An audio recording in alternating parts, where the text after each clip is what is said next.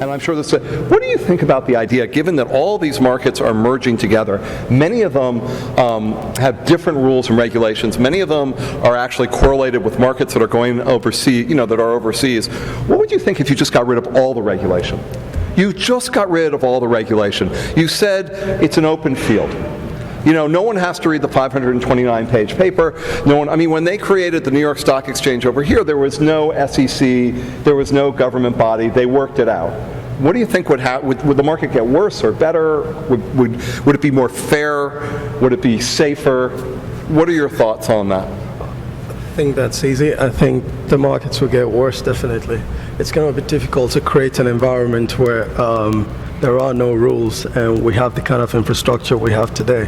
High frequency trading, dark pools, and the rest of them, market fragmentation, definitely we're going to have a lot of problems in our hands. Having said that, the U.S. equity market, for example, the U.S. trading environment is one of the most regulated businesses in the world. I think what could be done is to perhaps look at the regulation that makes a difference, because at every point in time you see traders, investors coming up with new tactics to try and game the system, and I believe that regulation should stay one step ahead. But at the same time, not all are capable of understanding what all these, you look at how much the people are paid and how clever they are and their degrees who are involved in trading and developing new algorithms, and you go down to the SEC and you see this closed building of depressed human beings who are, maybe, I don't know, anyone from the SEC in this room? Anyway, if you want to just blow your brains out with depression, you should just take it. It's right near the subway station in Washington. Do you think that they actually can comprise rules or come up with rules that are effective in doing what you say? I don't know about the SEC, but I'm a research visitor at the Financial Conduct Authority, the UK equivalent of the SEC, and there are some very fine folks working there, and a lot of them are colleagues from the universities as well, who have been researchers and are trying to come up with rules that help the markets perform better. Having said that, I still think that there is a lot that could be done in terms of the regulation. I don't like talking on regulation because I'm a firm believer that we already have too much on the books. But the relationship between the street in the US, for example, or the city in London and the regulators, perhaps the relationship is way too cozy, and I don't know if that's something you want to explore. So actually you're referring to, there are two problems in regulation. One is that it just doesn't understand what Wall Street is doing, but the other is that regulatory capture. That they do understand. They do understand. But perhaps they are late to the party most of the time, as is obvious. So I would actually say that if you look at the speed with which technology develops and business practices develop, it's hard for even those people who don't spend their days very focused on some of these things to keep up. So you talk to people who would otherwise be industry experts, practitioner experts, and it's hard for them to keep up with the pace of change. And so when you look at the position that the regulators are in, their first and foremost, I think, unspoken rule is to do no harm. So they have to do everything very methodically. They have to balance a lot of different constituencies, and they may not have the most recent information or the most recent understanding of how the technology has evolved. So it becomes hard, I think, and then regulation moves slow, technology moves fast. So it becomes hard to keep the regulation up in pace with the technological and business practice change. So I would say that there is a need for regulation, but there's an opportunity for the market to be given a chance to correct itself. So that's an example of what we're trying to do. If the regulatory framework allows for at least enough experimentation or enough variability in the way the business models operate, and then the market can support and get behind the models that work better, then there's room for the regulatory framework and then the market for some self-correction inside of that framework. You wanted to comment on that? All right, at the risk of being trite on this, I'm reminded your suggestion that there be no rules. I'm kind of thinking this is not Outback Steakhouse. No rules, just right. That would result in no trading. People would basically, the idea that you can basically say, well, we don't have any rules. Nobody's really going to trade unless you understand what the arrangement is. So you're always going to have, whether it's bilateral or multilaterally, you have to have rules. Secondly, the thing is that I thought one of the ideas about at least the equity markets, we're not going to talk about the futures market at the moment, would be that it's supposed to be about price discovery and capital formation. Investors want to buy equity in a company. They want to know something about the company. That's the reason why you actually have disclosure statements put out, filed with the SEC, and you can't lie on those things, and that's why people will buy and sell those shares, and they do it on an exchange. So I kind of think that you have to have rules, so just getting rid of the rules or saying we have too many rules. It reminds me of one of my favorite movies, Amadeus, when you're listening, the king is listening to a particular song, and he says, gee, there's something wrong with it. He says, there's just too many notes. So, and there's Mozart saying, well, what do you mean? He says, well, there's just too many notes. It was just wrong. And I'm thinking to myself, are there just too many regulations? I mean, like, we need to get rid of some of these. So this is a really interesting point that's getting some attention, particularly in law. There's a notion that the state has a very important role in many, many different things, and the question is, where should it exist? How large should it be? But stock trading, and I defer to my panelists on all sorts of levels of expertise, but I want to go back to the early 17th century, where maybe I know a little bit more about it because I've just been looking into this, which is the origin of stock trading on an exchange. I see someone nodding, maybe they know about it, but my understanding is it began with the Dutch East India Company. And so this company issued shares, and people began to trade those shares.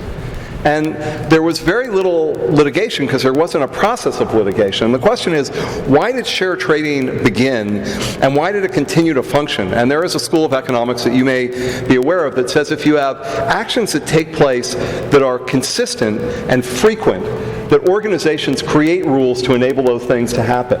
Because if you screwed the person on your first trade of the Dutch East India share, you would never be able to trade with them on the second.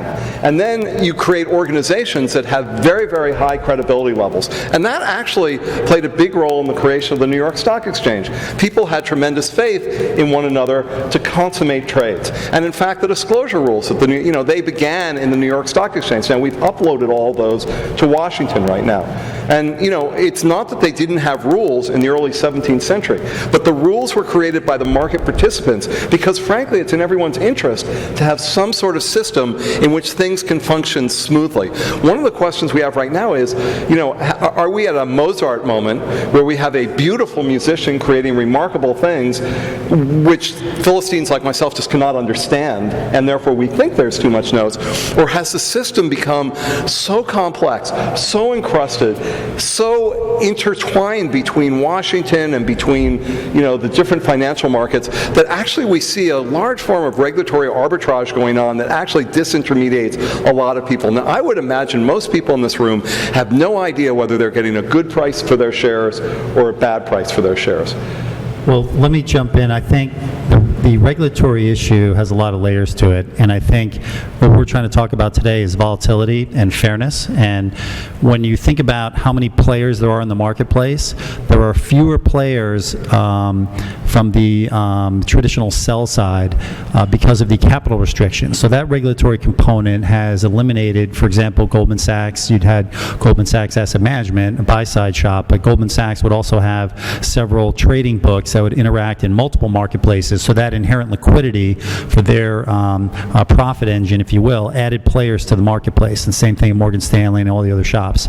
So that's basically gone away. You've taken players out. The bond market volatility, you've seen it. There are fewer players, so you have bigger moves because there's no one there to take the other side of the trade. Now, most of the time, the market's fair and orderly, moves very efficiently, but you get these moves like you had last August where down 12% in 4 days, significant volatility pre-opening, and whether you have more players involved or not, you may still get that happenstance. But the regulators are always going after the last problem. So the problems from 08, 09, you have regulations come in and they're fighting that battle, and they're not looking ahead to sort of the next battle. And I think with fewer players in the marketplace and more capital constraint, all of a sudden the counter side to a lot of trades aren't there, and you get subsequently a lot more volatility. So volume volumes recently have been significantly lower in the stock universe, and you're seeing the market sort of drift higher. But you look at the price action in January and February. Again, the market was down 15%, I think, in the first week and a half of trading,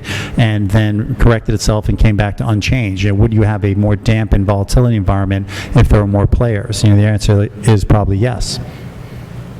So if I can jump in, I would add to that regardless of what the right amount or level of rules is, what's probably most important is that people understand what the rules are and that all the participants play by those rules. If you show up to a match and you don't know what the rules are, or you think that the referee has an interest in seeing one team win versus another, it takes an element of sportsmanship out of the market. So someone's going to win and someone's going to lose, and no one's entitled to a profit in the market. You have to work for it. And there's alpha, and people earn alpha. But if the alpha is eroded because the rules are skewed towards one group of participants over another, or the referee, in this case maybe the market center itself, favors one group of participants over another, then they're picking winners. And so it doesn't really matter how many rules there are, it's that the rules are favoring one group of people at the expense of another. And those that are being adversely impacted over time, and depending on the degree of adverse impact, may decide that they just don't want to participate anymore. Why play the game if you know that the odds are stacked against you? Do you think that's happening? Yes. So how do you see that happening?